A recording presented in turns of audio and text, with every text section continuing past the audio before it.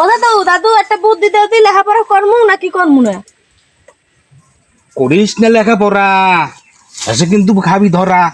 করিস না লেখাপড়া, শেষে কিন্তু খাবি ধরা।